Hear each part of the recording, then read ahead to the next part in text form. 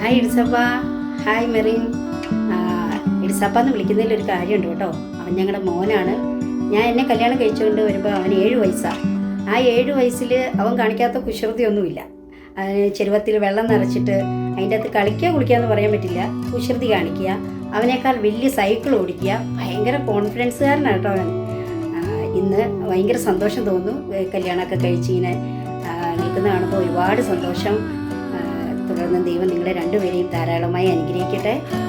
Happy married life.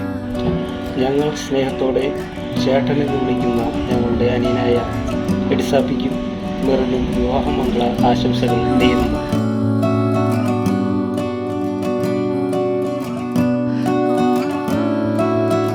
Hi എഡിസാപ്പി. മെറിനെ ഇതാണ് Betsy ചേച്ചി. എഡിസാപ്പിയെ കുറിച്ച് പറയാനാണെങ്കിൽ ഒരുപാട് കാര്യങ്ങളുണ്ട്.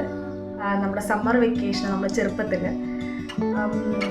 ആ 2 മാസം ജയിൽമേമ്മയ്ക്ക് 4 പിള്ളേരുണ്ടാവും നോക്കാനായിട്ട്. ഞാനും ബെനറ്റും എലിസാപ്പി കുഞ്ഞാവും ഓരോരുത്തരുടെ ടേസ്റ്റിനനുസരിച്ച് ഫുഡ് ഉണ്ടാക്കി തന്നു, ഒരുമിച്ച് ഉറങ്ങി, പിന്നെ മിഠായി മേടിക്കാൻ പൈസ തന്ന് ലീലാമ്മക്കടയിലും തങ്കച്ചിനി കടയിലും പോയി. അങ്ങനെ നല്ലൊരു വെക്കേഷനാണ് ഞങ്ങൾക്ക് ഉണ്ടാവാറ്. അപ്പം ഒരു വെക്കേഷന് ഞങ്ങളെല്ലാവരും കൂടിയിട്ട് ആൻറ്റിയുടെ വീട്ടിൽ കാഞ്ഞിരപ്പള്ളിക്ക് പോകും. അപ്പോൾ അവിടെ ആ സമയത്ത് കുഞ്ഞമാൻറ്റി ഡേവിസ് ചാച്ചനെ ഫിന്നി ചാച്ചനെ കല്യാണം കഴിപ്പിക്കാനുള്ള തീവ്ര പരിശ്രമത്തിലായിരുന്നു.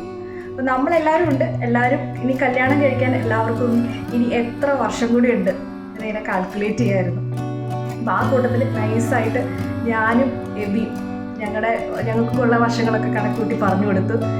എഡിസാബ് കുഞ്ഞായതുകൊണ്ട് ആരും എഡിസാബിനെ മൈൻഡ് ചെയ്തില്ല. ഞങ്ങൾ ആ ടോപ്പിക്കൊക്കെ വിട്ട് അരമണിക്കൂർ കഴിഞ്ഞപ്പോൾ എഡിസാബി ഞങ്ങളുടെ അടുത്ത് വന്നിട്ട് എനിക്ക് 11 വർഷമുണ്ട്, ഞങ്ങൾക്ക് ആർക്കും ഒന്നും മനസ്സിലായില്ല.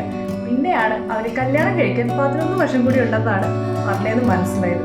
അപ്പോൾ ഞങ്ങൾ അപ്പം അവനെ കളിയാക്കി വിട്ടു. കാരണം അവൻ അരമണിക്കൂറായിട്ട് ഇത് കണക്ക് കൂട്ടിയിരിക്കുകയായിരുന്നു. മാത്രമല്ല വർഷം കുറച്ചുമാണ് പറഞ്ഞത്.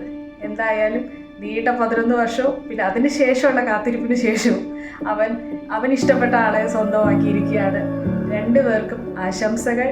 ദൈവം ഒരുപാട് അനുഗ്രഹിക്കട്ടെ.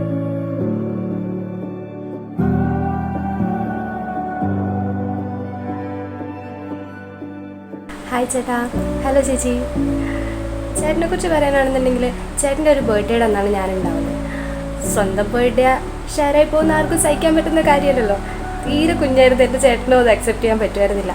പക്ഷെ അന്ന് മുതൽ ചേട്ടൻ്റെ എല്ലാ കാര്യങ്ങളിലും അവൾ കുഞ്ഞല്ലേ മോനെ എന്ന് കേൾക്കേണ്ടി വന്നു. അങ്ങനെ പയ്യെ എൻ്റെ ചേട്ടനൊരു ബിഗ് ബ്രദറായി. അന്ന് മുതൽ ഇന്ന് വരെ എൻ്റെ കുഞ്ഞനീതിയായിട്ട് തന്നെയാണ് കൊണ്ടു നടന്നിട്ടുള്ളത്. ഇപ്പം എനിക്കൊരു ഓർമ്മ വരുന്ന കാര്യം എന്ന് പറഞ്ഞു കഴിഞ്ഞാൽ, കുഞ്ഞായിരുന്ന സമയത്ത് ചേട്ടൻ പറയുമായിരുന്നു, നമ്മളെല്ലാ കാര്യങ്ങൾക്കും ഒരുമിച്ചാണല്ലോ, ഇങ്ങനെ കൂടെ നടക്കുന്ന സമയത്ത് ചേട്ടൻ പറയും, ഞാൻ വലുതാവുമ്പോൾ ഒരു ഡോക്ടറെ കല്യാണം കഴിക്കും. ഞാനും കട്ട സപ്പോർട്ടാണ്, നമ്മൾ കുഞ്ഞാണല്ലോ. പക്ഷേ പോകെ വലുതാവും തോറും ഞാനത് മറന്നു. പക്ഷെ ആളത് മറന്നില്ല. വർഷങ്ങൾക്ക് ഇപ്രവാദം നടന്നു കാണുമ്പോൾ എനിക്ക് വളരെ സന്തോഷമുണ്ട്. മുമ്പോട്ടുള്ള നിങ്ങളുടെ ജീവിതത്തിന് എല്ലാവിധ ആശംസകളും നേരുന്നു. ദൈവം എല്ലാ അനുഗ്രഹങ്ങളും നിങ്ങൾക്ക് തരട്ടെ.